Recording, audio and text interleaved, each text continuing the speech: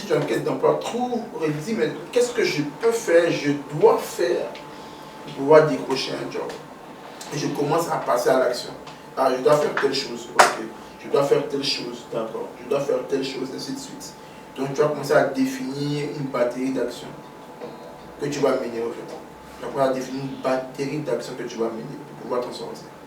Donc là, tu n'es plus en train de te victimiser. C'est lui-même qui se victimise aussi, on va dire, se minimise en quelque sorte. Parce qu'il pense qu'il n'est pas capable de pouvoir faire. Il pense que l'autre est capable de faire que. Donc ça influence énormément votre développement. En fait. Et tant que tu restes dans la victimisation, trop de temps de plainte, trop de temps à ne rien faire, tu n'auras pas de résultat. Donc il n'y a aucune raison valable. Je dis bien, il n'y a aucune raison valable. Quelle que soit la situation, dis-toi qu'il y a des gens qui vivent pire que ça et qui ont pu s'en sortir. Voilà pourquoi il est important de pouvoir avoir des modèles. En fait. Des gens en fait, qui ont une véritable expérience de vie et qui ont pu s'en sortir. Parce que si tu es entouré des gens qui passent le temps à se plaindre, tu vas te dire que tu es dans l'endorme. Hein? Tu vois, tout le monde se plaint.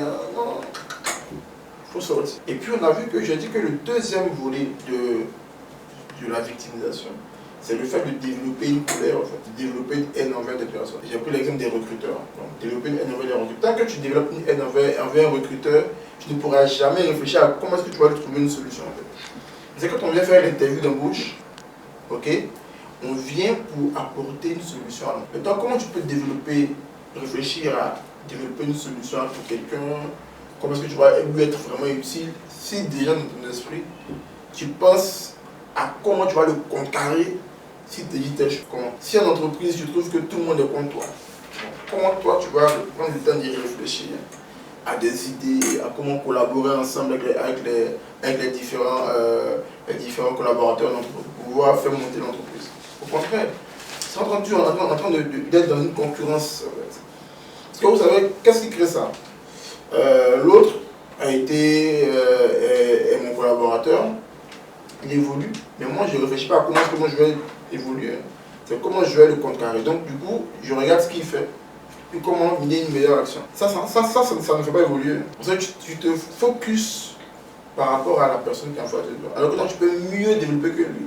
Si tu te concentres sur tes atouts, tes capacités, tes compétences, et comment mieux les transformer en trésor blanc. Tu vois ce que je veux dire? C'est ça, le vrai défi. Donc, tant qu'on reste dans la victimisation, on n'est pas en train de faire l'action. On est en train de faire des choses qui ne produisent pas. Ou on est en train, en fait, on va dire, de mettre l'énergie dans le mauvais plan, en fait. Parce que tout le temps que tu prends pour pouvoir insulter les gens, te plaindre des autres, trouver que les autres ne méritent pas, que tu mérites mieux que... C'est de l'énergie que tu prends pour faire ça. C'est du temps et de l'énergie que tu mets à faire ça, en fait. Et il faut comprendre qu'aujourd'hui, ça, c'est pas important. Ce qui est important dans toute chose, c'est comment moi, je fais pour m'en sortir. C'est ce qui est important. Comment je fais pour m'en sortir.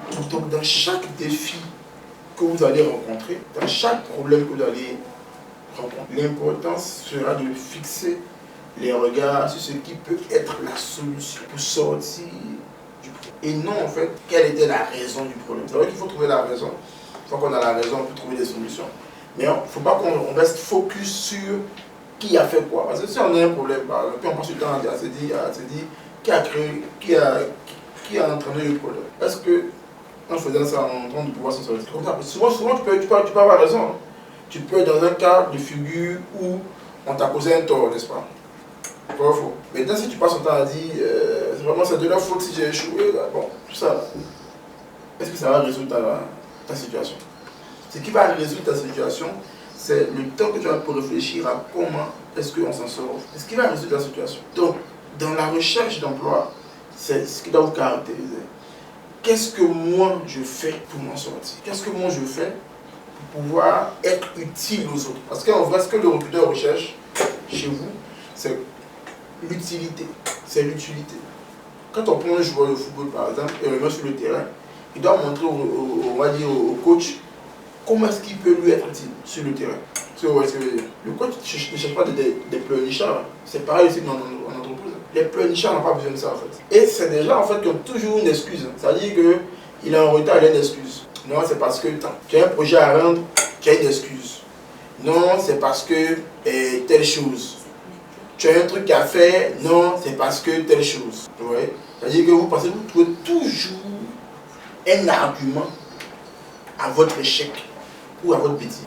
Donc quand tu fais ça, tu as toujours un argument. Il y a toujours une raison qui a fait que tu n'as pas rendu le projet à temps. Bon, cette raison-là, quand tu vas venir dire à ton manager, là, ça va changer quoi. Ça va changer quoi. Et comme tu as trouvé une raison au problème, chaque fois que tu vas devoir faire on va dire rendre un projet ou faire un travail, tu vas te dire, ah, il peut arriver qu'il y ait tel problème. Donc c'est pas grave, c'est pas de ma faute en tout cas. Alors c'est de ta faute, c'est toi qui agis. Donc tu dois toujours trouver le moyen en fait de mieux faire. Vous savez, quand tu es une entreprise, quand tu fais une gaffe, l'excuse là, tu ne dois pas avoir de raison. C'est-à-dire que tu dis, excusez-moi, j'ai fait une erreur, puis on passe. Tu ne dis pas, excusez-moi, c'est parce qu'il y avait telle chose que je suis arrivé en retard. Non, c'est parce qu'on m'a demandé de faire telle chose que je n'ai pas pu rendre le travail. Ça veut dire quoi? Si on te dit de faire deux boulots à la fois, avec des délais coincés, que tu n'as pas réussi à rendre un travail dans le temps, ça veut dire quoi? C'est la faute de qui? De ton boss qui t'a donné deux boulots à la fois, mais c'est la faute. Pourquoi c'est ta faute? Tu vois, non? Bon, maintenant quand tu vas dire c'est la faute de mon manager qui m'a donné deux boulots à la fois, toi tu gagnes quoi dedans? Oui? Tu vois? Comme il a dit, il y a le mépris, mais lui dit ça ne t'amène pas à progresser et à te développer. Mais quand tu vas dire, ah, on m'a donné deux boulots à la fois, à rendre d'un petit délai, je n'ai pas réussi à rendre le travail dans le temps. Qu'est-ce qui a fait que je n'ai pas pu faire ça? Ah, je me suis mal organisé. Ok, il faut que je m'organise mieux. Ah, je pouvais utiliser tel logiciel ou tel outil. Il faut que je maîtrise. Donc là, tu es en train de réfléchir et ça te demande à monter en compétence. Ça te demande à te développer. Il faut te dire, ne trouvez jamais une excuse. Même s'il y a l'excuse. C'est comme par exemple quelqu'un, elle va dire, qui sort dans la rue et puis chien la mange. Bon, si c'est plein que le chien m'a mordu, le chien m'a donné de mordre. Donc il doit dire, bon, maintenant si je sors, je vais faire attention au où je passe, je vais mieux observer. Là, quand il réfléchit comme ça, il développe des capacités d'observation. Souvent, la faute n'est pas à ton niveau. La faute est au niveau de l'autre personne. Mais toi, quand tu as réfléchi à mais comment je dois faire pour éviter ça, tu es en train de développer des capacités et des compétences. Je ne sais pas si vous voyez. Donc il y a deux tableaux. Il y a le tableau où j'ai commis une erreur ou truc à cause de quelqu'un d'autre.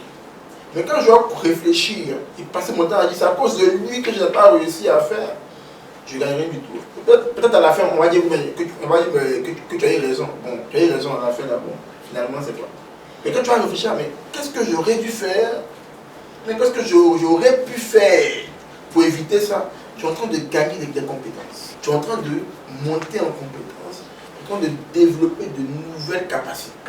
Mais beaucoup de gens sont inconsciemment dans le mindset de la victimisation. Parce qu'ils vont se dire, oui, je ne me plains jamais des autres. Mais ce n'est pas que je me plains des autres. Ou bien je passe, je fais toujours l'action. Oui. Mais il y a des moments où la faute ne te revient pas. Mais quand tu réfléchis à dire, à accuser l'autre, c'est bien. Mais ce qui est mieux, parce qu'après on va dire que je vais avoir raison. Donc tu as ta raison. Ok. Mais quand tu viens de l'accuser, il faut te dire, qu'est-ce que j'aurais dû faire pour éviter ça? Vous voyez que ça peut être très subtil d'être dans le mindset de la victimisation. Ça peut être très subtil. Maintenant, pour contrer ça, l'idée première, c'est toujours faire l'action. Je dois toujours être le premier acteur de mon développement et de mon changement. Je dois toujours avoir la clé. Si tu m'as promis telle chose, c'est bien. Mais j'ai aussi la capacité de pouvoir développer cette chose-là. Donc, que tu me donnes, tu ne me donnes pas. Si je viens à 8 emplois, je dis, bon, ils vont me trouver du travail. Que je dors, j'attends qu'ils me trouvent du travail. Je vais être déçu. Or, quand je sais que j'ai sollicité 8 emplois, tu comptes sur moi, les gars. Mais j'ai mes stratégies aussi à côté. Donc, si chez vous ça ne sort pas, moi aussi je vais produire. C'est comme les gens qui font des affaires, par exemple. Toi, tu vois, tu as dit que toi, tu fais venir des chaussures du Dubaï à Abidjan, par exemple. Si moi je te commande 100 chaussures, est-ce que toi tu produis les chaussures? Tu ne produis pas, non? Qui produit? À Dubaï, non? Donc, s'il y a un problème à Dubaï, toi tu n'as aucun contrôle sur la situation. Donc, s'il y a un problème là, toi tu ne peux que t'asseoir, puis prier Dieu ça n'a qu'à aller. Sinon, tu n'as aucun contrôle sur la situation. Après, on pourra développer d'autres choses, dans le monde des affaires, voilà. Mais je veux dire, dans le cas de figure là, mais quand toi-même, par exemple, au lieu de faire venir les choses, tu es à Dubaï, tu vas à Dubaï, c'est déjà pas de plus. Parce que là, au moins, tu es dans le cœur de la production. Donc, s'il y a un problème, tu peux mieux agir. Mais lorsque toi-même, tu vas commencer à fabriquer tes propres chaussures ou à avoir des stocks assez, on va dire, assez grands, tu auras le contrôle sur la situation. Et c'est ça qu'on parle, en fait. C'est toi qui dois toujours faire le maximum pour pouvoir avoir le contrôle. Donc, passer à l'action. Se plaindre ne résout rien. Ce qui résout la situation, c'est la réflexion vers la solution. Donc, ne fixe jamais les problèmes lorsqu'il y a un problème, mais fixe toujours la situation. Vous voyez? Fixe toujours la solution. C'est comme un monsieur qui va, une dame qui commande une tenue chez un couturier. Elle doit sortir à 20h. La tenue est arrivée à 19h45. Elle porte la tenue, mais c'est un peu, on va dire, un peu large, la femme là. Hein, c'est un peu large quoi. Mais elle peut épingler avec un truc.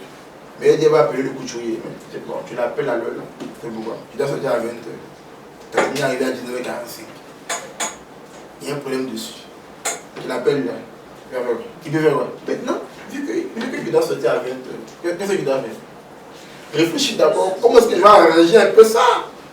Si je peux arranger, là au moins ma soirée est parce que si je me plains au point de vue, je me fâche et tout ça là, est-ce que ça va arranger ma soirée? Donc souvent en fait on met la mauvaise énergie parce qu'on laisse la colère prendre le dessus. On laisse la colère prendre le dessus. Ça ne va rien changer. Donc voilà comment j'ai réfléchi. S'il y a un problème, que là tu ne peux pas régler le problème, même si ça allait être très énervant, je me calme. Je réfléchis comment on va faire là. Il y a des moments où vous allez vous trouver dans une situation pareille, ouais, où tu as donné des instructions à des gens pour faire un travail par exemple. C'est mal fait. Mais tu es assis comme ça, tu entends parler. Et puis tu vois les choses se passer. Tu peux faire quoi? Tu peux rien faire. Donc tu fais ce que tu vas faire. Donc c'est ça. Et si vous commencez à réfléchir comme ça va changer beaucoup de choses dans votre manière de fonctionner. Si vous êtes en quête d'emploi, ça va changer beaucoup de choses. Si vous travaillez, ça va changer beaucoup de choses. Et vous allez voir que vous avancez mieux, vous vous développez mieux, vous allez réussir de meilleurs challenges. Donc tout va revenir. Donc, comment est-ce que vous pensez? Si vous pensez comme une victime, vous aurez le résultat de la victime. Si vous pensez comme quelqu'un qui passe à l'action, qui crée l'environnement pour être le premier acteur de son développement et de son changement, les choses seront complètement différentes. Donc il faut revoir ça, c'est important. Aujourd'hui, dans la recherche d'emploi, les gens cherchent à faire CV, ça c'est bien. Mais la première chose à revoir, c'est le mindset. C'est-à-dire que celui qui pense comme une victime, quand il postule, qu'on ne l'appelle pas, il dit, ouais, non, les gens sont mauvais. On choisit les parents pour travailler. On a dû de postuler, plutôt on a choisi les gens. Il devient expert maintenant dans les moments comme ça. Il connaît tous les arguments pour échouer. Si tu lui dis, dis-moi 5 arguments pour échouer, il va te faire un cours de 10 heures. On s'est arrêté. S'il connaît les arguments pour échouer. Au lieu de réfléchir à savoir, mais est-ce que c'est pas mon CV qui a un problème? Est-ce qu'il n'y a pas une erreur de ma manière de candidater? Est-ce qu'il n'y a pas une erreur ici? En fait, lui, il ne cherche pas l'erreur. Il cherche qui a fait ça. Tu vois ce que je veux dire?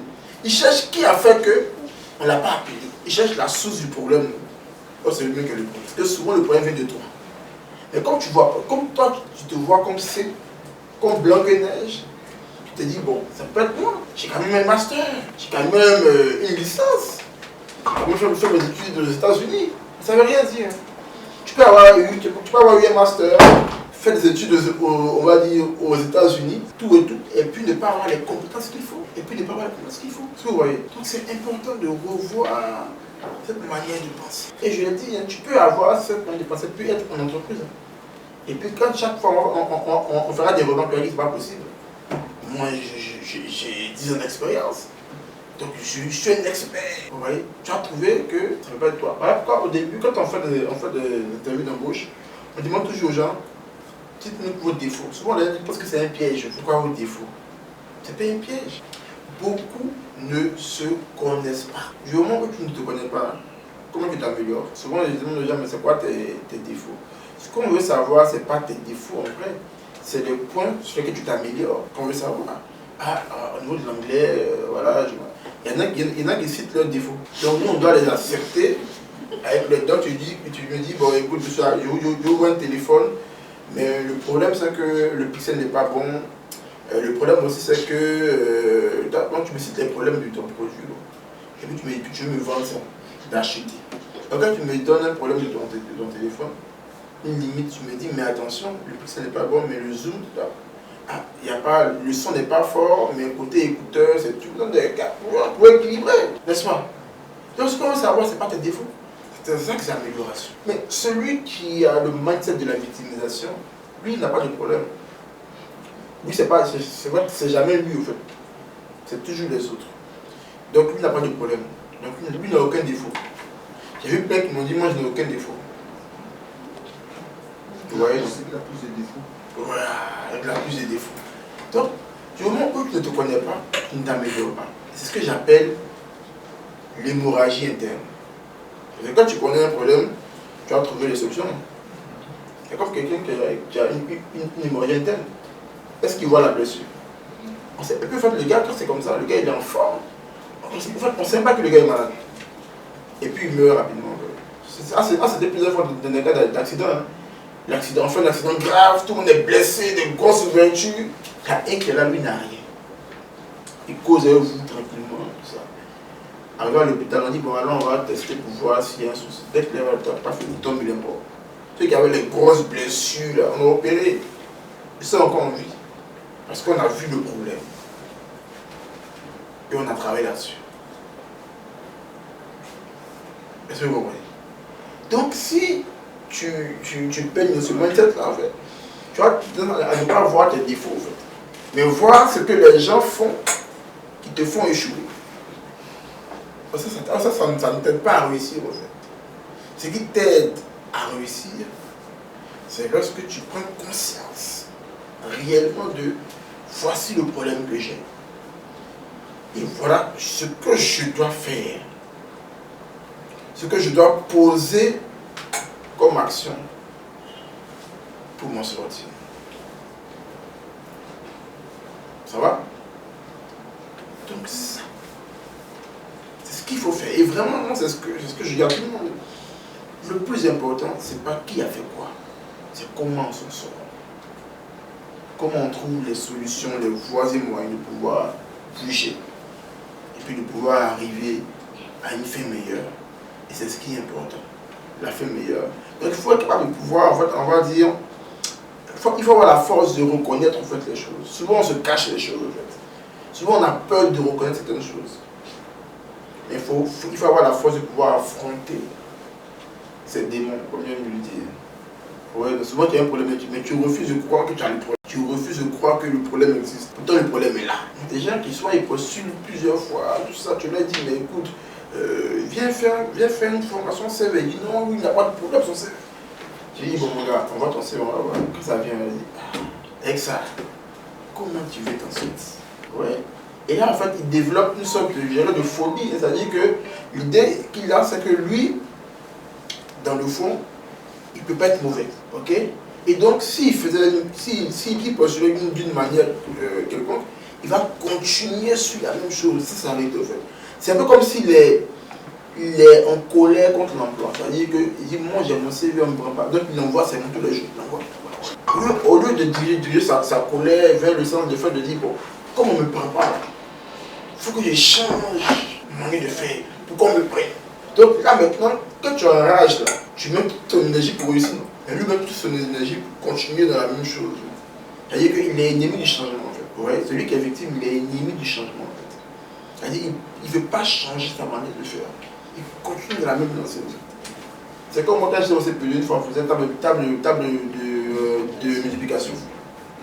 Et puis, moi je faisais à ma manière, chaque fois que je mettais mes chicottes. On dit calculer, les montrer mes chicottes. Donc mon voisin dit, ah frère, voilà comment on fait. Il m'a montré une fois, quand le maître est venu, il dit, ah, t'as trouvé. Et puis il dit à mon gars, il a fait comme moi il fait avant. Il a fait ça au moins 5 ans à chicoter. Il m'a montré comment on fait, non? On m'a laissé. Il dit non, moi je continue, c'est pour moi là qui est vrai fossé. Là, on m'a chicoté, même bien dit qu'elle m'envoie au tableau, mais j'ai chicoté. Ouais, c'est comme ça que les gens font. Ils ne veulent pas accepter que sa manière de faire n'est pas bonne, en fait. Et que l'autre peut l'aider. Parce que souvent, comme je dis, il se dit qu'il mérite que les autres. Il va se dire, mais moi j'ai un master, je postule ça, pourquoi. Lui, il a un BTS. Et puis lui, il va m'apprendre comment faire CV. Comment on postule, c'est foutaise. Que je connais que lui. Tu continues dans ta manière de faire. Oui. Donc il ne faut pas juger les gens pour dire, ben, lui, comme j'ai un niveau supérieur que lui, ma manière de faire est forcément meilleure que sa manière de faire. Tu peux avoir un master, un BTS, mais il peut te montrer une manière de faire qui va fonctionner. Il faut être capable de pouvoir accepter ça. Ça va plus loin. Hein. Quand on a une matière de victime, ça influence beaucoup de choses. On est ennemi du changement.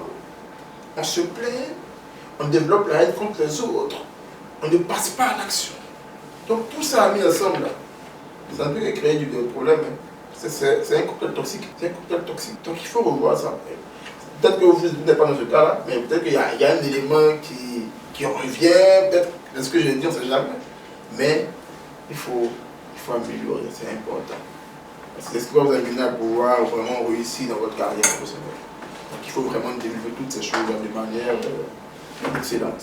Ça va? Je vais prendre les questions. S'il y a des questions par rapport à ça, et puis on va avancer. S'il y a d'autres questions aussi, voilà, on va prendre. C'est bien d'avoir au départ des questions sur le sujet, et puis on pourra ouvrir en fait, après sur d'autres sujets. Allons-y, ne soyez pas timide, hein, les amis. Ne soyez pas timide. Posez votre question. Oui, allons-y. C'est quel nom déjà? Konaté, allons-y, oui. Moi, je vais revenir sur l'aspect des défauts. Oui. Vous avez dit, quand on pose la question lors d'un entretien, je voulais savoir qu'est-ce qu'il faut dire précisément. Mais alors, quand on demande vos défauts, bon, à la base, c'est pas de savoir qu'est-ce qu'il faut dire. À la base, c'est de commencer à faire une introspection pour savoir, mais qu'est-ce qui ne va pas chez nous? Parce qu'on a toujours quelque chose à améliorer. Quand on parle aujourd'hui de performance, c'est l'amélioration continue. Ce que je veux dire. Ce qui te permet d'être performant, c'est de trouver des nouvelles manières de faire les choses qui produisent de meilleurs résultats. Donc c'est l'amélioration continue qui produit la performance. Donc c'est de se dire simplement, mais qu'est-ce qui ne va pas chez moi en ce moment? C'est la réflexion. Qu'est-ce qui ne va pas chez moi en fait? Si je postule, qu'est-ce qui ne va pas chez moi? Si je suis dans un domaine professionnel, mais qu'est-ce qui bloque à tel niveau? Je peux être informaticien, et puis il y a une nouvelle application que je ne maîtrise pas. C'est un problème, n'est-ce pas? C'est un problème. Mais pour ça aussi, pour pouvoir vraiment connaître ses défauts, sur le volet technique, parce qu'il y a deux volets, il y a le volet technique et puis le volet comportemental. Sur le volet technique, il faut être vraiment en fait connecté à son environnement pour voir c'est quoi les développements actuels dans son domaine. Il faut être vraiment à l'affût et puis connecté à des gens qui sont excellents, qui font ton job mais de la meilleure des manières possibles. Et tu vas voir que mais quand tu regardes telle personne, tout qui te regarde, il y a toujours un élément à améliorer. Parce qu'il te tire en fait, il te tire à monter, il y a toujours un élément à améliorer. Ok? Maintenant sur le plan du comportement, évidemment, ça c'est une analyse encore personnelle, un pouvoir, mais dans mes relations avec les personnes, que ce soit dans le domaine du travail ou autre, qu'est-ce qui bloque par exemple? Quel comportement j'ai par exemple qui a un effet négatif sur ma vie, sur mes relations avec les autres, ainsi de suite. Puis voir comment est-ce que tu vas améliorer ça. Ou il y a des choses que tu veux faire, mais tu as un comportement qui bloque. Si par exemple tu es commercial, que tu es timide, comment tu vois ça? Si tu es par exemple, on va dire développeur web, ok très bien, tu es en back-office, le jour que tu as un projet à présenter, tu fais comment? Si tu dois pitcher un projet, tu fais comment? Donc il y a des qualités qui doivent normalement t'aider à pouvoir faire réaliser des choses, mais que tu n'as pas. Donc tu regardes ça, tu dis ben voilà, telle chose, il faut que j'améliore. Telle chose, il faut que j'améliore. Mais le truc, c'est de prendre conscience que ce que je fais n'est pas forcément bon. Parce que souvent, en fait, on peut se dire, comme je l'ai dit au départ, la victime se dit j'ai toujours raison, en fait. Toujours raison. Donc c'est d'abord là qu'il faut travailler. Pour pouvoir être capable de pouvoir identifier les axes d'amélioration. Maintenant, quand tu viens à l'interview d'embauche, comment tu réponds à ça? Déjà, on ne dit pas tout. Parce qu'il y a des points qui sont essentiels pour le poste. Imaginez-vous, tu veux recruter une cuisinière et puis tu lui demandes c'est quoi tes points faibles. Elle va dire bon, je m'améliore en fait sur la cuisine, sur la cuisson. Comment tu vois? C'est vrai qu'elle s'améliore, elle est sincère, elle veut changer. Mais sur la cuisson, c'est pas la peine d'acheter. Mais elle peut avoir d'autres axes d'amélioration qui ne sont pas des points essentiels du job en fait. Tu vois? Et donc, c'est ce qu'il faut dire. Donc, c'est ça qu'il faut savoir quoi dire en fait. Mais souvent, comme on ne connaît pas ses points faibles, on vient à l'interview d'embauche. Maintenant, quand on pose la question, on vient réfléchir pour trouver quelque chose à dire tout de suite. Et en faisant ça, on peut dire n'importe quoi. On peut dire des éléments qui vont nous dire. Parce que ça n'a pas été l'humain réfléchi. On a voulu apporter des réponses tout de suite là, paf. Mais dans le fond, ça crée un problème. Est-ce que on se comprend? C'est là. Donc, il faut d'abord travailler le mindset, pouvoir être capable de pouvoir identifier ce qui est pour toi une faiblesse, donc un axe à améliorer, et puis être sélectif quand tu vas le dire à l'interview d'embauche. Ce qui nous intéresse à l'interview d'embauche, comme je l'ai dit au départ, c'est pas que tu cites tes axes d'amélioration, c'est que tu nous dises comment tu améliores ce problème-là en fait. Ah, il y a tel sujet, voici comment j'améliore tel sujet. Il y a telle problématique, voici comment j'améliore telle problématique, et ainsi de suite. Donc, c'est pas comment on répond à la question. Comme tu as vu, c'est beaucoup plus profond que c'est venir juste donner un axe d'amélioration et puis dire comment on améliore. C'est vraiment en fait depuis la manière de penser, le mindset, que ça se travaille. Ça va? J'ai répondu? Super.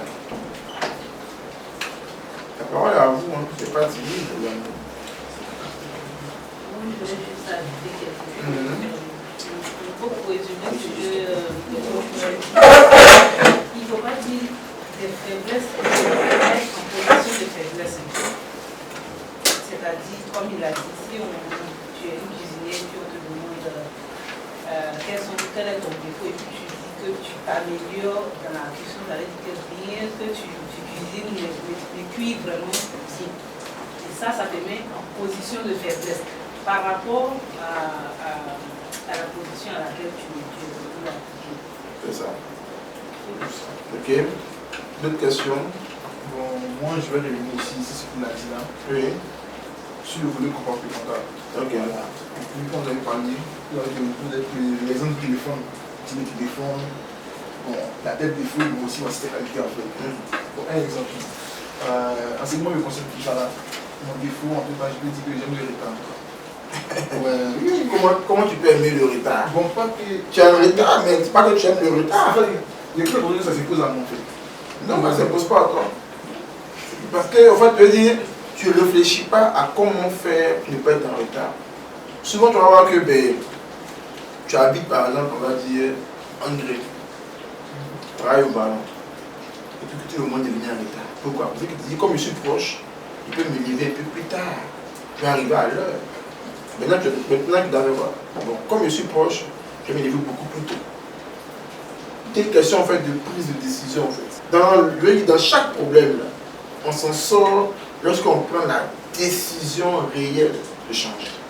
Tu vois?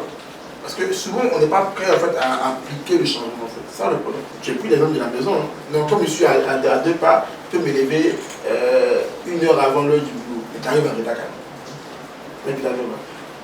Tu es levé 1 heure avant, au moins, pour être à l'heure. Donc tout est une question en fait de changement. Mais après le changement, en fait, il y a des comportements que tu vas appliquer qui vont t'aider réellement à changer. Parce que quand tu dis je vais changer, tu l'as dit non.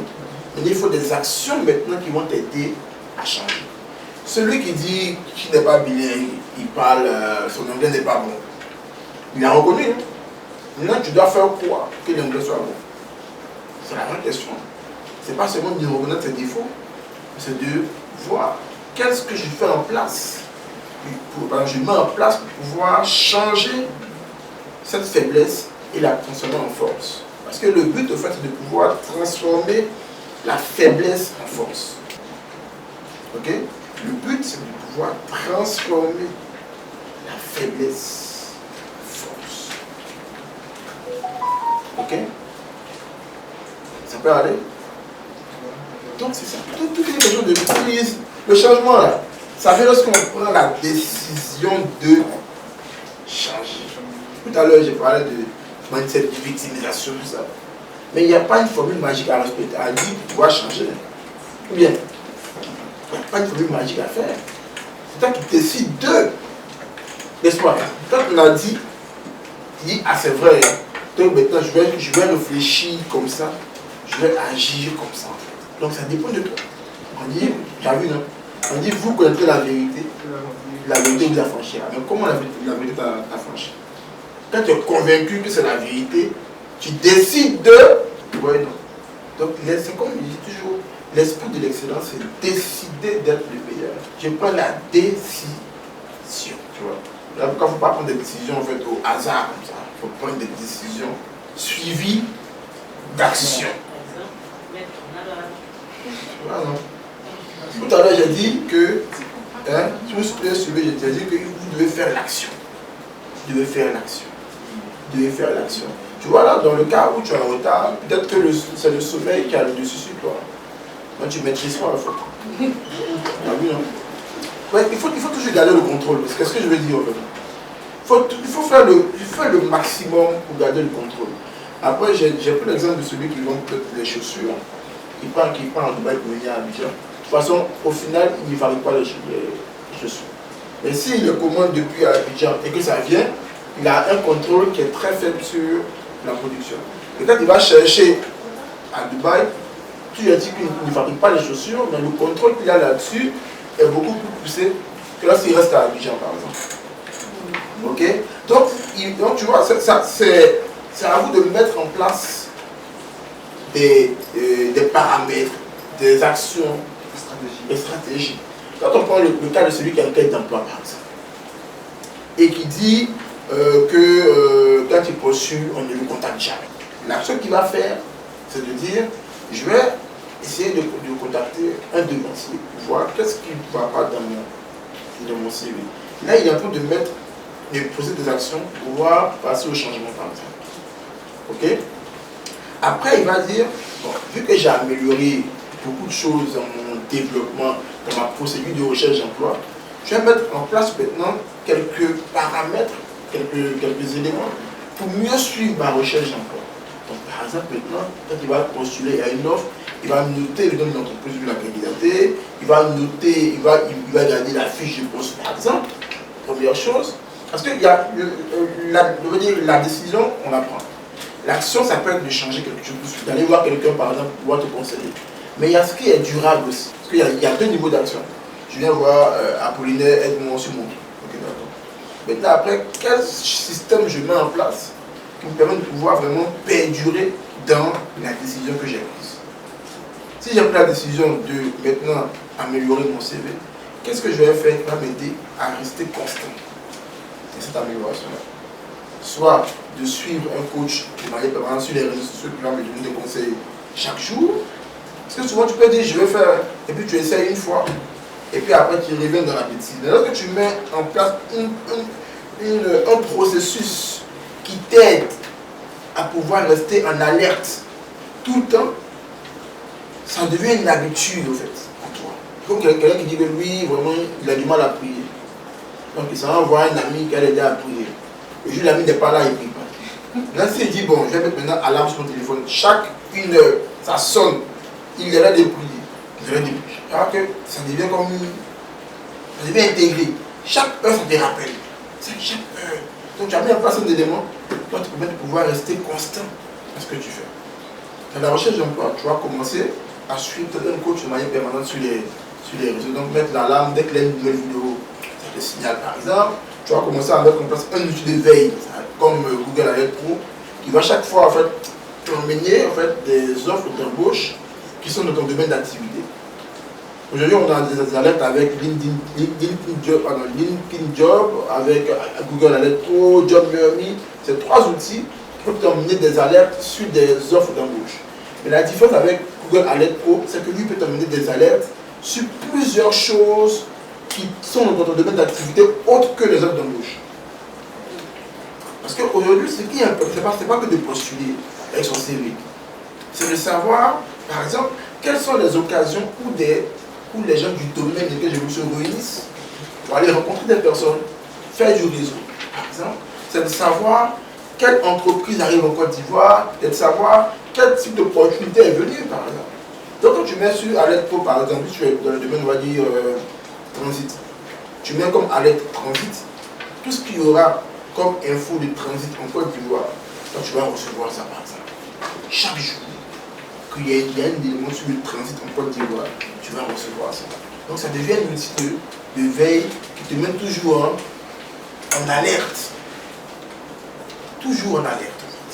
Tu peux aussi mettre des outils comme Strike qui te permettent de pouvoir savoir si les recruteurs ont ouvert ton mail ou pas. Donc quand tu vois un mail, ça permet de voir que j'ai fait 5 interviews cette semaine-là, il y a 2 qui ont été ouvertes, il y a 3 qui ont été ouvertes, ça veut dire qu'il y a un souci. Comment est-ce que je vais améliorer ma manière de postuler pour que j'ai plus de chances d'avoir les mails ouverts quand je postule par exemple. Donc tu vois, du coup, tu prends la décision, tu mets en place des actions. Mais des actions qui sont ponctuelles. Mais d'autres qui vont perdurer, qui vont te mener à intégrer le changement en fait. Parce qu'il faut intégrer le changement. Il faut intégrer le changement. Quand on s'améliore, il faut intégrer. Comme quelqu'un dit, bon, moi j'apprends anglais. Beaucoup sont allés apprendre anglais au Ghana, ils ont oublié. Pourquoi?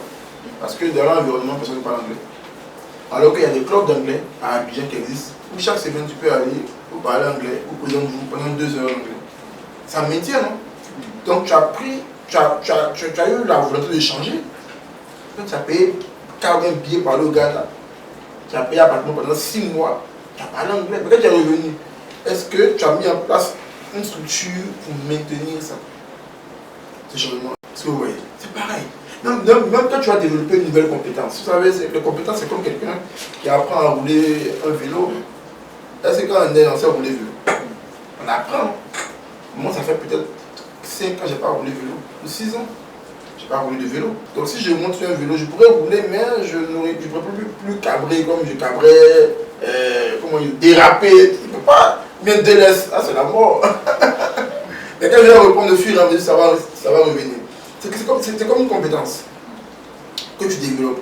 Peut-être que dans la boîte où tu travailles, tu n'as pas la possibilité de pouvoir mettre en pratique cette compétence. Okay? Mais tu peux développer toi-même tes propres projets, des projets personnels, faire des consultances où tu seras amené à pouvoir développer cette compétence. Et au cas où rien de tout ça, tu peux pouvoir mettre en pratique la compétence, attends de rester toujours en train de faire des mises à jour, okay? Pour pouvoir garder la compétence. C'est comme des gens qui vont en Europe pour apprendre, des médecins qui vont en Europe, qui apprennent des choses sur des machines qu'on n'a pas encore d'Ivoire ici. Il a appris à utiliser la machine en Europe. Il vient à Abidjan, il n'y a pas la machine. Il paie la même. Mais qu'est-ce que tu as fait pour pouvoir rester au niveau? Si j'ai payé peut-être 10 000 pour aller, je viens, il n'y a pas la machine. Donc du coup, j'ai payé cadeau.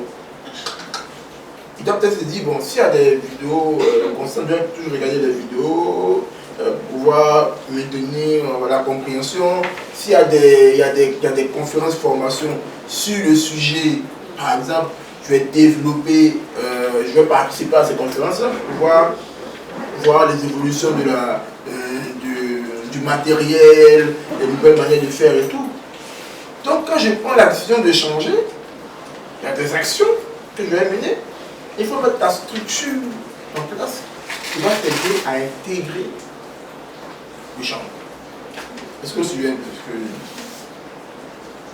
Pour aller terre à terre, si j'ai pris l'exemple de candidater par exemple, mais si par exemple mon problème c'est qu'on me demande 2 ans d'expérience et moi j'ai 0 ans d'expérience et que je passe mon temps à me plaindre et que je décide de ne plus me plaindre, qu'est-ce que je dois faire?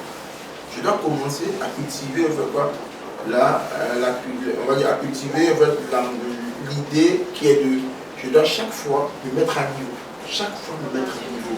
Si on demande 2 ans d'expérience, en vrai, ce n'est pas les 2 années-là qu'on a vu.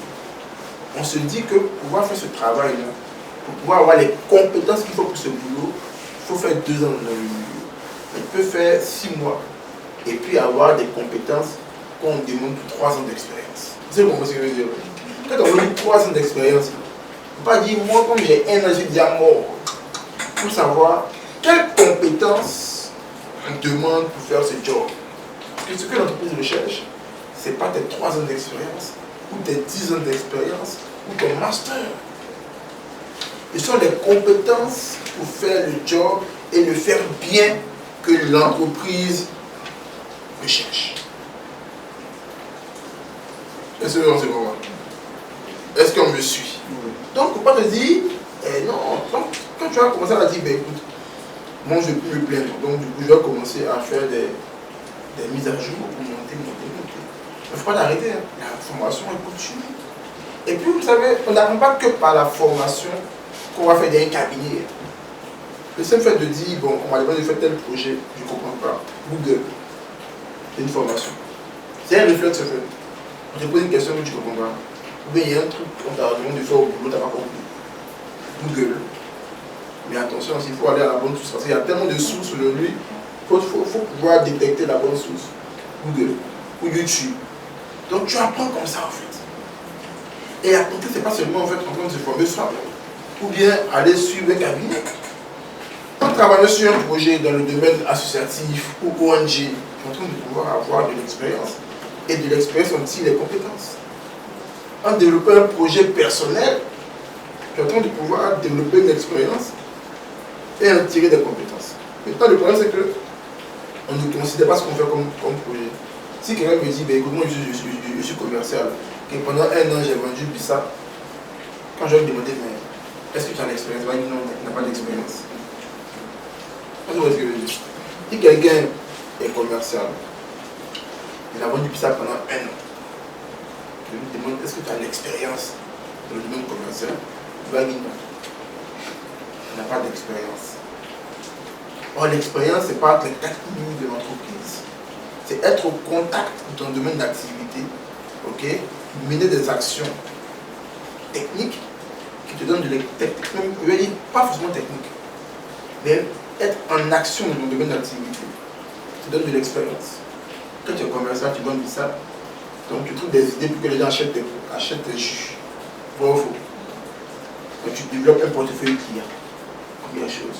Tu fais de la prospection pour trouver de nouveaux clients. Tu mets en place des arguments pour que les gens achètent tes produits et tu les fidélises aussi, tes clients. Bon ou faux? Donc tu es en train de développer une expérience dans le domaine commercial. Maintenant, comme je l'ai dit tout à l'heure, la compétence vient de l'expérience.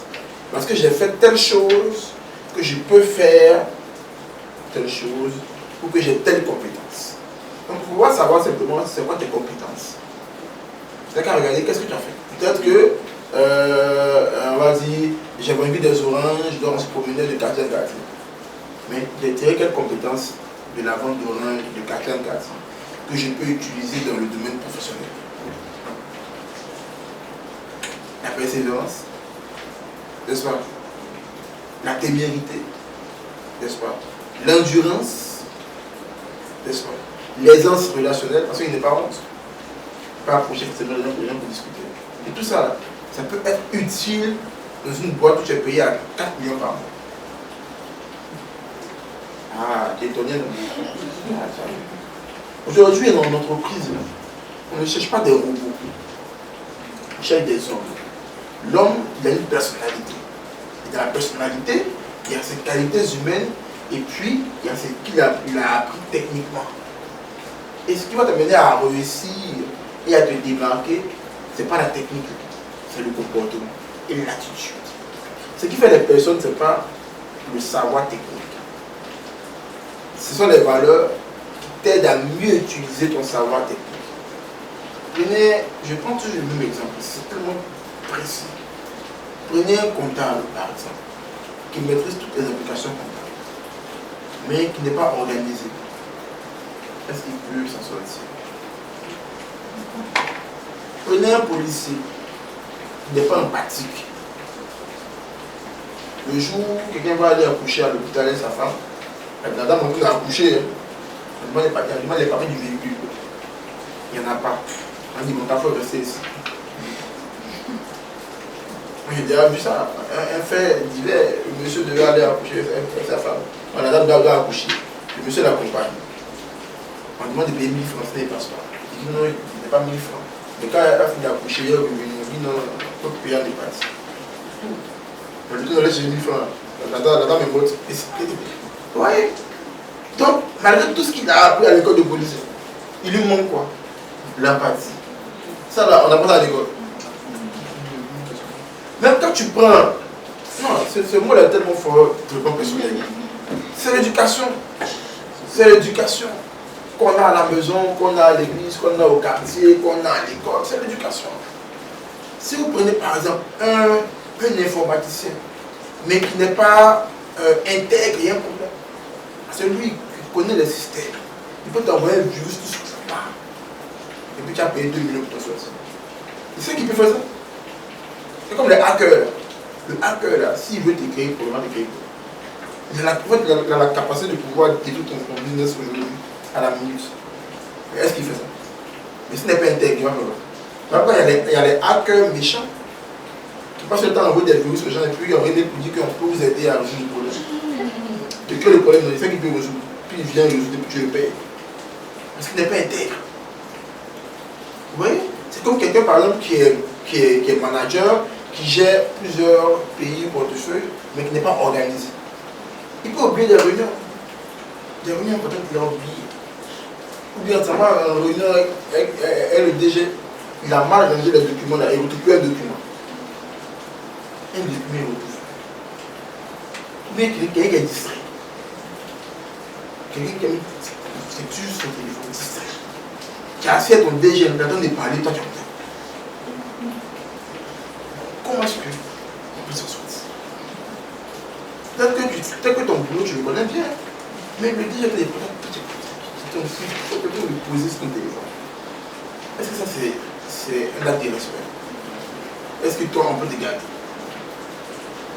Donc tout est question de vos valeurs. Ce sont les valeurs qui font la personne. Ok? On était où même jusque dans la liste? C'est ça. Il y a une question? Allons-y. Vous avez parlé du fait que comment s'adapter à son nouveau environnement, c'est-à-dire avec les collaborateurs, qui va toujours se plaindre qui très équilibré. Est-ce qu'il y a des outils en fait pour pouvoir déceler ce genre d'incident? Non, mais l'idée, c'est que quand j'arrive en entreprise, je dois apprendre à connaître tout le monde. Je dois être observateur. Et ce qui est important, quand tu viens dans un nouvel environnement, il faut observer. D'abord, première chose, apprendre à connaître les personnes pour savoir, avec telle personne-là, telle chose ne passera pas. Ou bien tel type de position ne passera pas. Ou bien si je fais telle chose à telle personne, ça risque d'être mal interprété, par exemple. Parce que souvent en entreprise, c'est des petites querelles comme ça qui font qu'il y a des discords. Donc apprendre à connaître les personnes. Qu'est-ce qu'ils aiment, qu'est-ce qu'ils n'aiment pas. Et on va le réussir à travers l'observation, première chose. Puis à travers la discussion, première chose. Après, il ne faut pas demander à ton collègue, lui, il est comment. Excuse-moi, mon collègue, lui, il est comment. Non, ça, c'est affairage. Ça va te créer des problèmes. Soit tu observes des faits et gestes, soit tu vas vous causer, vous discuter, et tu vas voir qu'au fil du temps, tu vas commencer à connaître tes collaborateurs. C'est vrai qu'avec lui, là, par exemple, il faut rester dans le bonjour, il faut être formel, il faut être cordial. Lui, là, il n'aime pas ça. Donc souvent, on sait que la personne n'aime pas. Tu as prévenu que ça, là, je n'aime pas. Mais tu fais quand même. Donc, cherche quoi? Est-ce qu'il y a beaucoup de problèmes entre les managers et les collaborateurs? Ton boss dit ça, je n'aime pas, pas faire. Mais tu fais. Maintenant, tu veux quel résultat? Vous voyez? Donc, il n'y a pas de stratégie. La seule, c'est une fois en entreprise, être observateur, apprendre à connaître les personnes. Si on peut poser des questions, c'est qu'on pose des questions sur le fonctionnement de la boîte. Est-ce qu'on peut faire telle chose? Ah non. Est-ce qu'on peut faire telle chose? Ah oui. Plus tu connais l'environnement dans lequel tu évolues, plus tu vas savoir qu'est-ce que je peux faire, qu'est-ce que je ne peux pas faire et comment je dois faire les choses. C'est ça. Mais je dis, mais on ne prend pas le temps de pouvoir connaître l'environnement. Et puis on veut fonctionner comme on a envie de fonctionner dans l'environnement dans lequel on vient. Or, on ne veut pas fonctionner comme on a envie de fonctionner. On vient dans un environnement qui a ses manières de faire, ses habitudes. Donc, on doit pouvoir s'adapter par rapport à ça. C'est ça que l'une des valeurs importantes, c'est de pouvoir réussir à s'adapter. C'est ça. Je disais au départ que quand on veut être performant dans un environnement, ce n'est pas la technique. C'est de réussir à s'adapter à la culture d'entreprise, au mode de fonctionnement de l'entreprise. Une fois que tu as réussi à pouvoir t'adapter à comment est-ce que les choses fonctionnent, le reste va venir au fur et à mesure. Donc, ça va venir tout doucement au fur et à mesure. Mais quand tu n'as pas réussi à t'adapter, est-ce que tu pourras produire de bons résultats? Si tu enquerais tous tes collègues, est-ce que tu peux être à l'aise le matin? Quand tu viens le matin, tu te dis, il parle de moi là-bas. Et puis tu réfléchis à comment toi tu vas les répondre et leur répondre à midi à la pause. Ou bien si quelqu'un passe devant le bureau, comment tu te comprends? Donc du coup, aujourd'hui de réfléchir à comment tu vas produire de très bons résultats pour l'entreprise, donc de penser à des stratégies pour contrer tes collègues qui sont comme toi. Voilà ton comportement d'entreprise. Là tu es en train de voir comment est-ce que je vais contrer tel collègue. S'il me dit ça, il dit ça. Hein? Où t'as pensé à diriger? Au lieu d'être dirigé, mais comment je deviens une solution pour l'entreprise? Qu'est-ce que j'apporte à l'entreprise qui va l'amener à monter? C'est ça le problème. Donc c'est ça. Oui. Et ça arrive encore au matin de la victimisation. C'est qui te dit les gens sont contre toi. Personne n'est contre toi. Non, en fait, Ton vie a changé. dans mon cas, en fait, après, quelqu'un m'a dit qu'il ne faut pas poser des questions qui font penser à ce que, comme si tu espionnais en fait l'entreprise. Non, mais évidemment. Du coup, moi, Oui. ce jour-là, ça m'a beaucoup travaillé. Ça fait que je parle beaucoup quand je vais vers les emplois. Parce qu'en général, je pose beaucoup de questions parce que je cherche à comprendre en fait. Mais loin du fait que je veux espionner. Non, effectivement, on veut dire, il y a des questions que tu poses, il faut savoir poser des questions aussi. C'est comme quelqu'un qui vient faire l'interview, je lui dis poser des questions et puis il demande par exemple à la personne là, il demande au recruteur quel problème, est-ce que les collaborateurs ont des problèmes entre eux? Bon, c'est quoi le but de la question en fait? Est-ce que dans votre entreprise, les collaborateurs ont des problèmes entre eux? Bon, tu as fait quoi avec la réponse? Et par contre, si tu demandes à la personne, par exemple, on va dire, si tu es dans une boîte, par exemple, tu as des collaborateurs, puis tu demandes, mais, par exemple, qu'est-ce que le boss n'aime pas qu'on fasse? Ah, peut-être qu'il ne faut pas t'entendre trop manipuler, il faut que tu travailles. C'est des questions pour pouvoir vraiment t'adapter. Mais par exemple, quelle attitude on doit adopter quand on va à un rendez-vous d'affaires, par exemple? Ça dépend du domaine dans lequel tu évolues, par exemple. Ou bien avec tel partenaire, on doit adopter quelle attitude s'il y a tel problème qui se pose. Ce sont des questions qui t'amènent à pouvoir te construire et mieux être une solution pour l'entreprise. Quand je viens dans l'entreprise, moi je veux vraiment apporter, je veux vraiment donner des idées qui vont amener l'entreprise à avancer. Donc si j'ai un problème qui me bloque dans mes idées que je veux apporter, je pose la question. Mais tu poses des questions, bon, on demande à la fin, ça va t'aider à faire quoi? Tu n'as pas de réponse. Mais quand tu poses une question, c'est qu'il y a un but. Hein? Oui, exactement. Donc, est-ce que le but est légitime ou bien c'est la question aussi. Tu vois, non? Puis, allons-y. C'est vrai que je viens d'arriver, mais vous avez parlé de... Moi, par exemple, je prends mon cas. Moi, je suis restée focus, par exemple, sur les études. Du coup, j'ai jamais eu vraiment à travailler, en fait. Donc, comment savoir est-ce que je suis, par exemple... Je me dis que je suis capable de faire, en fait, tout ce qu'on me propose dans mon domaine. Oui. Comment savoir, par exemple, que... Je sais pas, là, par exemple, je sais pas. Oui, mais en fait, l'idée, c'est pas de se dire qu'on est capable de faire. C'est de se comparer à des modèles. Tu m'expliques. Je vais te donner un exemple. J'ai un jeune que j'ai reçu ici au rendez-vous de Coachmel qui disait que lui, il pensait qu'il était bon en Excel. Il se croyait très fort en Excel. Parce qu'en fait, il a commencé à faire des tableaux. Après, il a vu qu'il peut calculer. Donc, il s'est dit, waouh, je suis super fort en Excel. Un jour, on l'appelle pour une interview d'embauche. Et puis, on lui demande, est-ce que vous avez un très bon niveau en Excel? Il dit, ouais, j'ai un super niveau en Excel. Il dit, bon, tu donnes combien sur 10 en Excel? Il dit 8. Il allait faire un test. En 4 heures, sur 8 questions, il a fait 2 questions. C'est là qu'il a compris qu'il n'a pas de niveau en Excel. Donc, si tu es dans un domaine d'activité, regarde dans ce domaine-là, en fait, des premières choses. Quelles sont les compétences que les gens recherchent chez des profils comme toi qui sont dans ce domaine? Souvent, tu peux te dire que tu as les compétences qu'il faut. Mais en vrai, tu n'as pas les compétences qu'il faut. Et pour savoir quelles sont les compétences qui sont recherchées, première chose, il faut partager l'expérience de devancier. Si toi, tu as quel domaine par exemple? Communication. Communication, c'est trop vague. Bon, j'ai fait communication politique et des organisations. Bon, bref. Donc, est-ce que tu connais des personnes qui sont dans la communication politique ou bien communication d'entreprise? Si oui, demande-leur, mais aujourd'hui, dans l'entreprise, qu'est-ce que vraiment en fait, vous recherchez chez des talents, des profils? Si tu n'as personne dans ce domaine-là, par exemple, tu peux t'abonner à des... Tu as un compte LinkedIn? Bon, il faut en créer et puis commencer à te connecter à des gens qui sont vraiment dans le domaine de la communication d'entreprise. Tu vas voir que s'ils font des posts de partage, ils vont te partager des expériences qui font ressortir les qualités que tu dois avoir pour devenir excellente dans ce domaine précis de la communication.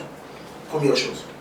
Deuxième chose, tu peux prendre plusieurs offres d'embauche sur le net qui tournent autour de ton domaine d'activité. On va peut-être dire 6 offres d'embauche ou 8 offres d'embauche qui sont dans différents secteurs d'activité. Parce que je peux être dans la communication d'une entreprise, dans le domaine, on va dire,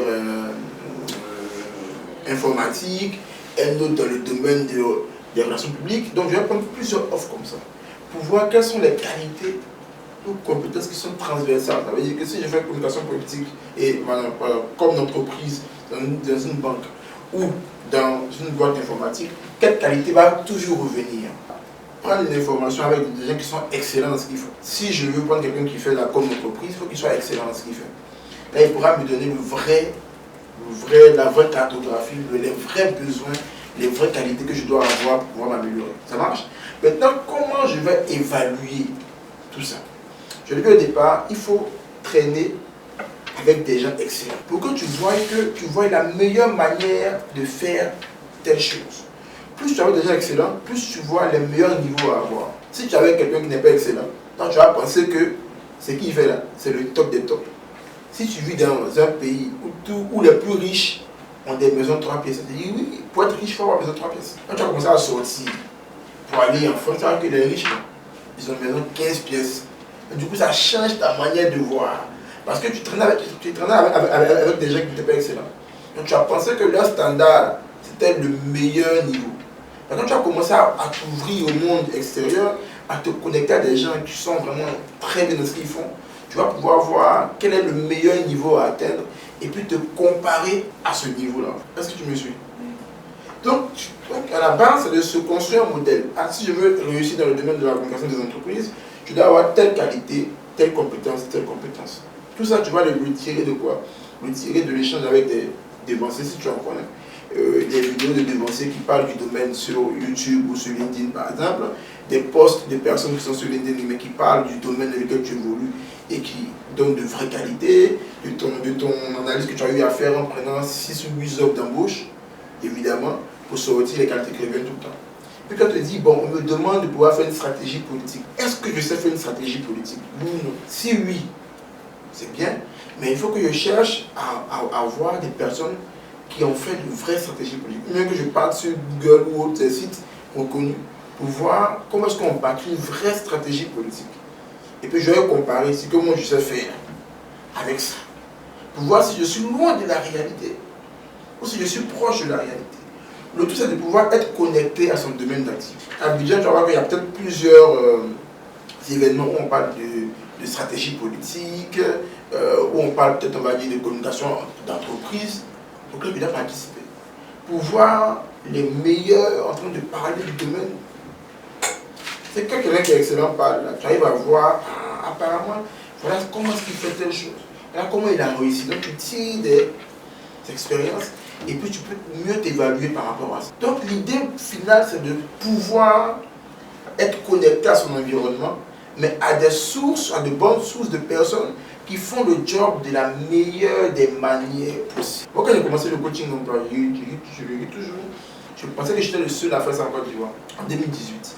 Et puis, comme j'aimais sur Facebook, je tombe sur un gars, P5 Dieu. Comment il faisait la conférence, il y avait 6 personnes, il faisait 1000 personnes. J'ai dit, ah bon, on peut faire ça? Moi qui pensais que faire avec 6 personnes c'était normal.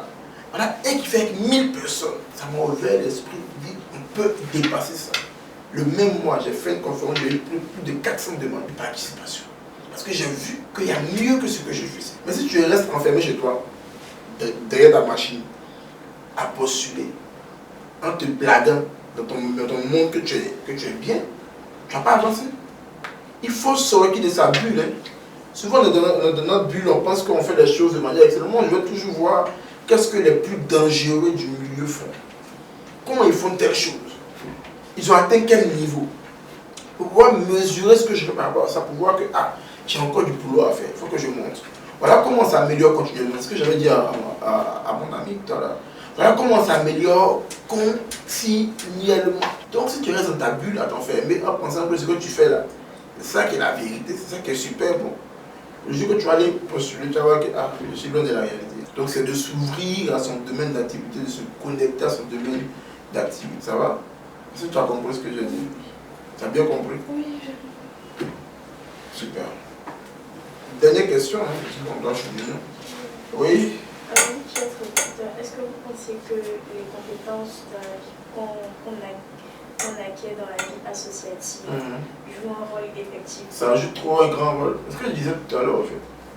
Je dis, on ne recrute pas des robots. Le robot, c'est celui qui a la technique seulement, en fait. Mais il n'a pas de valeur, il n'a pas de caractère. Okay? Dans la vie associative, on peut tirer des compétences techniques comme comportement. Je vais prendre 2 exemples pour ceux qui sont chrétiens. Quand vous prenez Samson, il avait la puissance, non?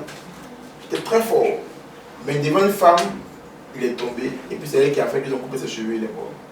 Donc il avait la puissance, mais il n'avait pas le caractère. Donc il n'a pas atteint sa destinée, n'est-ce pas? Joseph n'avait pas la puissance comme Samson, mais il avait le caractère. Devant la femme de son patron, la fille, non? N'est-ce pas? Et il pouvait voir qu'elle va le gâter, en plus quand elle était belle, donc il allait pouvoir profiter de son corps, il allait le gâter avec de l'argent, il pouvait voir ça.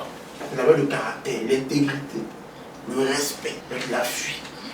Et le caractère l'a emmené à devenir gouverneur. Donc le caractère c'est important. Quand tu es dans la vie associative, tu apprends beaucoup de choses. Okay? Si tu es par exemple comptable, par exemple, de formation, et que dans ton église il y a un département comptabilité, et que tu es dans ce département-là, déjà tu apprends des choses réelles. Tu apprends à faire une comptabilité. En cas si l'église a une vraie comptabilité, tu apprends réellement comment on fait une comptabilité. Okay? Deuxième chose, tu peux te retrouver à l'église, ou bien à la mosquée, avec des tafs. Parce qu'on n'a pas mélangé. Tu peux même te retrouver avec la femme du ministre dans un département, dans une ONG ou bien église ou bien mosquée. Parce que là, c'est vraiment, c'est pas qui je suis. On vient pour une cause. Donc tu peux te retrouver dans le même département là, avec un vrai DAF, avec un vrai comptable, avec un expert comptable reconnu mondialement. Donc du coup, en plus de pouvoir pratiquer ton domaine, tu es en train de pouvoir apprendre auprès de personnes qui sont excellentes en fait. Donc tu as des devanciers qui vont te donner les vrais dons. Première chose. Deuxième chose, tu as bâti un réseau. Ils peuvent te positionner. Là où tu ne pourrais même pas arriver, toi seul. Donc du coup, mais restons sur le volet compétences. Le réseau, on va en parler une autre fois. Donc du coup, sur le volet compétences, tu apprends des choses. Dans technique, si tu as la chance, ou comportemental. Et maintenant, tu vas regarder pour voir, mais ce que j'ai appris là, comment ça peut être utile à une entreprise dans un processus de recrutement. Si je n'ai pas eu la chance, comme certains, de pouvoir acquérir tant des compétences techniques et comportementales, je peux avoir uniquement des valeurs, des compétences comportementales. Comment ça peut être utile à l'entreprise? Si j'ai appris le respect des devanciers, comment je peux vendre ça dans un processus de recrutement pour dire à l'entreprise que moi je suis prêt à travailler chez vous, surtout à respecter les règles qu'on va me donner. à respecter la hiérarchie des collaborateurs, à avoir une très bonne ligne de conduite. Aujourd'hui, là, c'est dur de trouver des collaborateurs qui ont une très bonne ligne de conduite. Tu peux apprendre des choses comme comment on fait des courriers, comment on fait des rapports de réunion, des CR, comment prendre la parole en public, comment faire un plan de réunion, comment faire un plan de formation, comment organiser une journée de formation, comment faire une demande de partenariat, comment faire un plateau. Ça, tu apprends ça dans la même stratégie. Et c'est des compétences qui sont aussi recherchées dans la vie professionnelle, selon le domaine que tu vas occuper. Donc à toi de voir, c'est comme un puzzle. J'ai appris ça, c'est très bien. Maintenant, je vais entrer dans telle entreprise. Dans tout ce que j'ai appris là, qu'est-ce qui va m'aider à être le plus utile? Le plus important, c'est d'être utile à l'entreprise. C'est ce qui est important. C'est comment je vais être utile à l'entreprise qui est le plus important. Il n'y a pas autre chose. Donc, je regarde tout ça. Et puis, tu vois, mais telle chose que je fais, ça peut être utile. Il ne faut rien sous-estimer, en fait. Il n'y a pas de qualité ou de compétence qu'il faut sous-estimer. Pour dire que ça, là, c'est trop petit, ça ne peut rien faire. Est-ce que tu penses inutile, qui va être puissant même devant les recruteurs? J'ai fait un post aujourd'hui sur LinkedIn où j'ai dit que quand on vient en entreprise et quand on vient passer l'interview d'embauche, ok, on ne vient pas en fait pour pouvoir lister ses qualités ou ses compétences. On vient pour dire à l'entreprise, ben, voilà moi ce que j'ai comme qualité et comment ça peut vous être utile. Et très souvent, on néglige en fait des qualités qu'on a parce qu'on pense que telle chose est plus importante que telle chose. Mais quand on apprend à connaître l'entreprise en profondeur, on voit que mais si je vois que c'est une entreprise où il y a beaucoup de meetings, de réunions, mais moi, ils ont fait les CR de réunion, c'est une force pour moi. Je peux diriger une réunion, c'est une force pour moi. Tu vas commencer à voir des choses qui sont en toi, mais qui peuvent vraiment être utiles à l'entreprise. C'est quoi, c'est vrai. Mais c'est ça qui va faire la différence. Tout ce que tu as appris dans ta vie personnelle, même je dis, même ce que tu as appris à la maison. Et souvent, en fait, on pense que ce qu'on a appris à la maison avec nos parents, ça ne peut pas rentrer dans la vie professionnelle ici. Si on t'a appris à être ordonné dans ta chambre et autres, tu vas être quelqu'un de super organisé dans ton travail. C'est ce que je veux dire.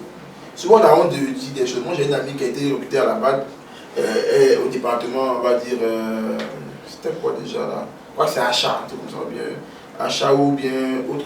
On lui a demandé, mais toi, quand tu vas faire.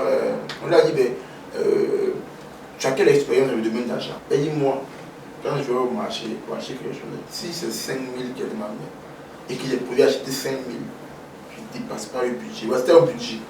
Et dit, quand j'ai un budget, s'il veut acheter quelque chose, il dit, c'est 5 000. 5 000. Ça va pas arriver à 5 025. Je reste dans le budget, tu es fidèle dans les petites choses, tu es en train de montrer que tu es apte à gérer de grandes choses. Est-ce que vous comprenez? Fidèle dans les petites choses, tu es en train de démontrer ta capacité à gérer de grandes choses. Alors embauche, si quelqu'un est capable de pouvoir aller dans un endroit 5 000 et puis dire 5 000 là, ou bien 20 000 là, ça reste dedans, on ne dépasse pas. Quand tu as lui confier 10 millions, elle va savoir gérer. C'est des principes qu'elle a définis, c'est une stratégie qu'elle a définie, qu'elle va simplement appliquer, adapter à 10 millions pour gérer. Donc tout ce que tu apprends dans la vie de tous les jours, au quartier, au marché, au village, dans la vie associative, tout ça, ça se transpose dans tous les domaines de ta vie, et notamment dans le domaine professionnel. Ne pensez pas qu'il faut simplement avoir fait un stage pour dire que j'ai une expérience. Et l'expérience n'est pas que technique, l'expérience de la vie aussi peut t'aider aussi à gérer des situations compliquées. Parce que vous savez, il y a trois niveaux. Il y a la sagesse, il y a l'intelligence, et puis il y a le savoir-faire. Oui, non. La sagesse, c'est de savoir prendre des décisions, de bonnes décisions, dans le bon temps. Savoir faire les choses, savoir dire les choses. Tu peux être intelligent, avoir le savoir-faire, et puis ne pas être sage. Est-ce que vous savez ça? Tu peux être intelligent, connaître ton domaine, et puis tu n'es pas sage. Ok? Maintenant, l'intelligence, c'est la capacité que tu as de réfléchir. Il y a des gens qui apprennent vite. Des gens on va dire, qui facilement arrivent à être doués sur un projet, par exemple, ou qui ont la capacité de pouvoir sortir une réflexion rapidement. Ça, c'est l'intelligence. Et à partir de l'intelligence, tu vas pouvoir développer un savoir-faire. Celui qui est intelligent, qui a l'intelligence pour la finance, il faut facilement être un expert financier. Parce qu'il y a celui qui est intelligent pour les finances, celui qui est intelligent pour le marketing, celui qui est intelligent pour les bateaux, par exemple. Tout le monde ne peut pas construire bateau. Tu peux être hyper intelligent en comptabilité. Fou même. Mais on te dit, bon, c'est un plan du bateau. Qui est bateau? C'est dur pour faire. Ceux qui n'ont pas d'intelligence pour faire le bateau. Mais pour faire les finances. Mais il te faut la sagesse. Dans certaines situations. Il y a des situations où ce n'est plus. C'est là qui compte, c'est la sagesse. Il y a des situations où on te demande par exemple n'importe quoi. On dit, bon, on a un problème par exemple. Dans telle situation. L'entreprise concurrente a mené, on va dire, a mené une campagne contre nous pour mentir sur nous. Qu'est-ce qu'on doit faire là pour sauver notre peau? Là, c'est un peu technique. C'est la sagesse qui va rentrer. Ou bien, tu es en réunion avec ton DG et puis on pose une question à ton DG. Ton DG n'arrive pas à répondre. On te pose la question. Toi, tu y réponds. Et puis on dit, bravo. Tu dois répondre. Hein. Tu réponds bien, mais à la fin, tu dis, vraiment, j'ai pu apprendre ça avec mon DG. Avec la sagesse. Tu vas te respecter à partir d'aujourd'hui. Tu deviens son allié, au fait. Puis tu montes. Et quand il monte, tu montes. Le type monte. Ça s'appelle de la sagesse. Vous voyez? Mais c'est que n'est pas ça, qui est intelligent. Tu vas déverser tout ça. Voilà. Puis tu dis, voilà, effectivement, c'est moi qui ai trouvé ça parce que, voilà. On peut pas les renvoyer. Il n'y a pas d'aujourd'hui. Tu vas commencer à avoir clair. Tu as manqué de sagesse. Donc tu peux avoir la sagesse, mais ne pas être hyper bien technique. Mais si tu as l'intelligence pour cette chose-là, quand tu vas avoir l'engagement, l'envie de pouvoir t'améliorer, tu vas monter. Donc les choses que tu vois, tu peux avoir la sagesse, c'est bien. Mais c'est l'équilibre en fait. C'est-à-dire dans toute chose, c'est le caractère, dans tout métier, c'est le caractère et les compétences techniques, les deux qui te font quelqu'un d'excellent. Si tu es bon techniquement, mais que tu n'as pas le caractère qu'il faut, tu es déséquilibré. Okay? Si tu as le bon caractère, mais que tu n'es pas bon techniquement aussi, c'est une forme de déséquilibre. Donc il faut trouver l'équilibre entre pour pouvoir être excellent dans ce que tu fais. Et en entreprise aujourd'hui, tu peux être bon techniquement, mais si tu n'as pas le bon comportement, on t'évacue rapidement. Mais si tu n'es pas bon techniquement, mais que tu as le caractère, tu as le bon comportement, la bonne attitude, tu donnes envie même à ton boss de t'aider à te former. Donc là, tu apprends beaucoup plus parce qu'on est prêt pour toi. C'est aujourd'hui pour trouver des collaborateurs fidèles qui te respectent, qui sont vraiment en fait en train de faire le travail comme tu veux. C'est pas simple. Donc c'est l'attitude qui va vous aider à vous démarquer. Le caractère va vous aider à vous démarquer. Il faut que tu as le bon caractère. Tout ce qui est technique, tu au fur et à mesure tu montes. Et quand tu montes, tu as l'équilibre qui va faire la différence. Donc il ne faut pas penser que ce que tu apprends dans la vie associative, tu apprends dans ta vie de tous les jours, ça n'a pas d'importance. Au contraire, c'est ça même qui est le plus important. Okay? Mais à côté de cela également, il faut être excellent techniquement. Donc c'est les deux qui vont faire de quelqu'un de pointu. Ok? Ça peut aller? Bon, je prends une toute dernière question. Oui? Ma question est un peu en rapport avec l'éducation. Avant-hier, je ne sais pas, j'étais sûre, et dans le poste, ils ont demandé à ce que le candidat utilisait. C'est un poste de quoi? Assistant RH. J'ai lu là, j'ai réfléchi pour comprendre pourquoi est-ce que forcément la personne devrait pratiquer dans le. J'ai essayé de réfléchir à la qualité qu'on cherchait derrière cette phrase-là. J'avoue que j'ai pas compris. Donc, puisqu'elle a déjà posé une question dans ce sens-là, pour voir un peu recruteur. Non, mais après, moi, j'ai jamais eu à voir ce cas-là. Je ne sais pas te dire que j'ai déjà vu. Mais ce que je pense de ça, en fait, je vois dans l'instrument de musique développe des qualités. En fait, développe des qualités. Ok. Après, ça peut développer chez la personne de la discipline, par exemple. Parce que faire de la musique peut avoir de la discipline, par exemple. Moi-même, je fais de la musique aussi. Ça canalise beaucoup de choses aussi en toi. Okay. Donc peut-être qu'il y a des valeurs comme ça qu'on recherche chez la personne. Parce que on ne me dira pas que c'est pour. C'est pour une école de musique. Voilà. Donc du coup, il y a des qualités qu'on recherche en fait, derrière le fait de pouvoir jouer d'un instrument de musique. Voilà. Donc quand on pose ce genre de problème là, c'est que quand on met sur ce genre de critères, c'est qu'on recherche des valeurs derrière en fait. Donc il faut savoir, tu peux savoir peut-être des valeurs ou bien, on va dire, caractère tiré du fait de jouer un instrument de musique. Tu vas faire que sur il y a des éléments qui vont sortir. On va te mettre des choses celui qui joue des instruments de musique, il développe tel caractère, tel caractère, tel caractère. Mais pour moi, c'est vraiment la discipline que je peux dire. Parce que j'ai déjà fait quand même aujourd'hui combien 13 ans, 14 ans que je fais de la basse, ok, à un niveau quand même aussi un peu pro. Donc ça développe beaucoup de discipline au fait aussi. Et puis avoir aussi la capacité de pouvoir écouter les autres. Et c'est quand on joue, je ne peux pas jouer plus fort que la batterie, plus fort que le piano, on doit pouvoir être en harmonie. Donc je sais que moi j'ai mon rôle à jouer, mais moi seul si je joue ça ne marche pas en fait. Il faut que les autres jouent. Donc je sais que mon rôle est important, mais ce rôle est important. Parce que sans moi, il n'y a pas de rythmique. Sans lui, il n'y a pas de mélodie. Sans lui, ainsi de suite, ainsi de suite. Est-ce que vous comprenez ce que je veux dire? Donc il y a des choses que vous allez développer derrière. Donc c'est de savoir c'est quoi le message derrière. Et si tu arrives à pouvoir faire tes recherches, que tu vois les caractères qu'on peut développer en jouant de la musique, tu vas pouvoir dire au recruteur que c'est vrai qu'on demande de jouer de l'instrument de musique pour avoir tel caractère. Mais moi j'ai déjà ce caractère-là. J'ai pu le développer. Mais comment? Il faut expliquer. Parce que tout s'explique. On ne dit pas pour dire. Tout ce qu'on dit, on explique. Beaucoup de gens me disent des choses, je dis, mais dis-moi comment il faut dire. Beaucoup me disent, je suis dynamique. Je dis, mais comment tu es dynamique? Explique-moi pourquoi tu dis que tu es dynamique. Non, il faut expliquer. Non, j'ai le contact facile. Explique-moi, qu'est-ce qui te fait dire que tu as le contact facile? Tout ce que tu dis là, tu dois pouvoir expliquer. Tout ce que tu dis, tu dois pouvoir expliquer. Parce que, en second. Donc, c'est ça. C'est de savoir qu'est-ce qu'on demande derrière. Et puis, voir que ce qu'on demande, c'est vrai qu'on demande parce que quand tu joues dans un instrument de musique, tu peux avoir ses qualités. Mais moi, je ne suis pas de la musique. Mais je suis discipliné parce que tac, tac, tac. Tu vois ce que je veux dire? Et si tu as compris ça, tu vas voir que même dans ton CV, il y a la partie où il y a où tu mets les atouts personnels et autres. Là. Tu vas mettre ces valeurs là-bas. Ils vont voir que, apparemment, il ne joue pas de la musique, mais il a ses valeurs. Ok? Voilà. Parce qu'ils ne cherchent pas quelqu'un qui vient jouer piano tous les matins au bureau. Voilà. Ils cherchent des valeurs. Ça marche? Ouais, non. Donc ce que l'on voit, c'est qu'elle me posait comme question.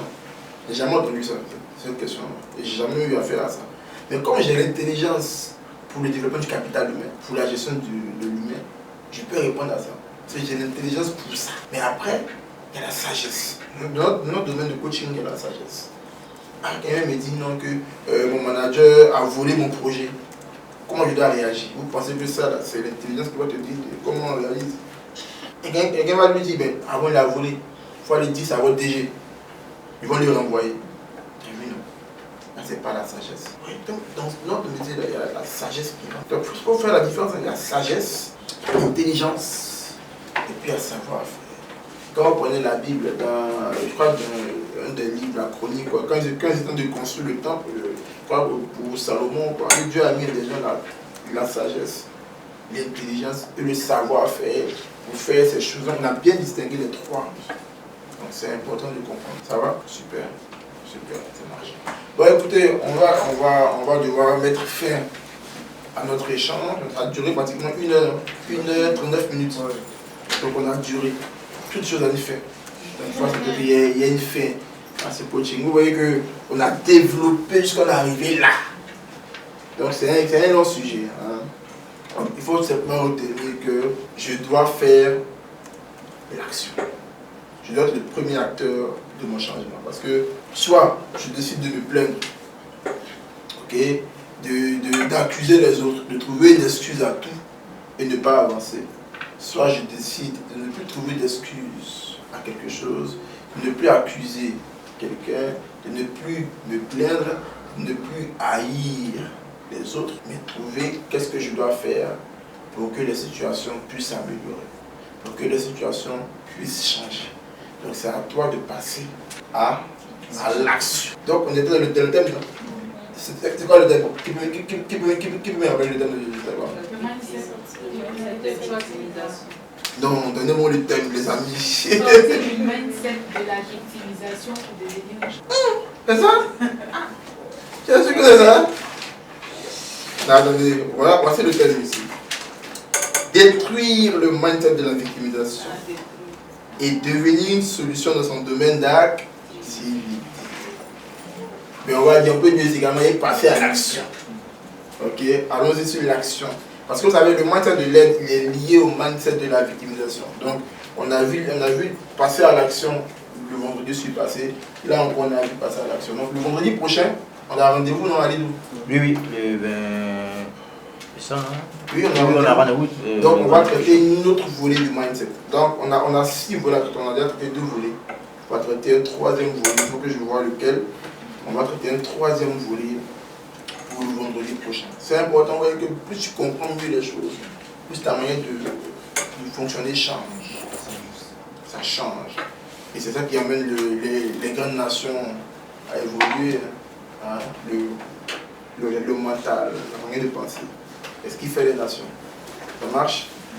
D'accord. Alors, pour terminer, alors 8 emplois. Qui a connu 8 emplois seulement cette semaine? Tout le monde connaît 8 emplois avant. Toi, depuis quand tu connais 8 emplois? Ça fait quelques mois. Tu l'as connu où? C'est dans le bien de la vie de Ok. Et toi? Comment c'est sur les réseaux sociaux? Quoi, LinkedIn, Facebook? Non, Telegram. Ma Telegram ici, bien. Moi, c'est à la télé. À la télé? J'ai vu votre interview dans l'émission. Avant-hier, non. Oui. Quoi, lundi là? Oui. Mais là, ça c'est à face ça, on a en janvier. Hein. Ah, c'était une rediffusion. Hein. Le mardi là. C'est ça, il y a vu. C'était une rediffusion. Hein. Non, c'est passé en janvier, hein, ça. Et ils ont rediffusé. Dieu merci, ils ont rediffusé. Et toi? D'accord. Bon. Moi, c'est sur le WhatsApp d'une amie. Ah, ok. Moi, c'était au plateau. Là, c'est arrivé. Oh oui, au guide de l'emploi là. Tu es venu? Tu as assisté? Mais comment tu as connu 8 emplois? C'est pas là que tu as connu 8 emplois. Mais quand tu t'es inscrit pour venir. Hein? On m'avait recommandé à mon ami Sako. Ah, d'accord. Ah, ok. Et toi? Moi, c'était sur LinkedIn. C'est LinkedIn. Ah, le qu'on se connaît. 2021. Ouf. Vous étiez. Ah, John. Non, pas. Non, loin de Saint-Jean. Ah, c'est 2020, hein? Ah, En face de Saint-Jean, non? L'appartement, non? L'appartement à Saint-Jean, là. Ah, c'est 2020, hein? Ah, tu venais là-bas? oui, j'ai participé à. Quoi, meet-up, là? Le meet-up ou bien formation? Non, c'était pas une meet-up, c'était plutôt formation aussi, je pense, de CVP. Ok. Oh, c'est 2020, c'est les vieux, là. 3 ans après, ah, vraiment, c'est bien. Bon, Jaïda, c'est bon. Toi, t'es un partenaire. Voilà, donc du coup, les rendez-vous, c'est les vendredis. Au-delà de ça, on accompagne également sur la rédaction de CV, lettres de motivation. On a aussi des packs vidéo de formation que vous pouvez acheter, dans lesquels vous avez des solutions de formation en termes de CV, entretien d'embauche, comment accroître sa valeur sur le marché de l'emploi. On aura bientôt d'autres modules qui vont rentrer dans le package de formation. Et puis là, nous sommes en train de préparer encore un autre guide de l'emploi qui va avoir lieu au mois de septembre, je crois fin septembre ou légèrement début octobre. On aura également la journée d'embauche qui va se tenir, on va dire, en fin novembre. Et puis, lors des rendez-vous, on reçoit des organisations à participer. Si vous êtes membre d'une ONG ou bien association, on peut vous recevoir de manière spéciale pour un des rendez-vous. Et puis, voilà, vous pouvez vous aussi présenter votre organisme, vous faites lors des rendez-vous. Donc, c'est des choses qu'on peut faire. On a déjà reçu l'école ESBTP, on a reçu ASEPSI, on a reçu Youroport Yokoubon, on a reçu aussi, je pense qu'il a... Siva. Siva, c'est la communauté des acheteurs de Côte d'Ivoire en fait, qu'on a reçu. Donc on est ouvert, donc vous avez une organisation à but non lucratif ou lucratif, on peut vous recevoir pour le prochain rendez-vous. Voilà, si ça vous intéresse de participer, on vous réserve 8 places. En plus des autres participants, puis à la fin vous présentez votre organisation, votre projet. Donc voilà un peu la solution que 8 emplois a aujourd'hui pour les jeunes. Et puis sur la chaîne YouTube de 8 emplois, il y a beaucoup de vidéos que vous pouvez voir en fait. Même plus celle d'aujourd'hui, ça va sur la chaîne YouTube de 8 emplois, mercredi ou jeudi en fait. Donc on a pas mal de vidéos que vous pouvez revoir. On ne peut pas tout dire en 1h30. On a essayé mais on ne peut pas tout dire.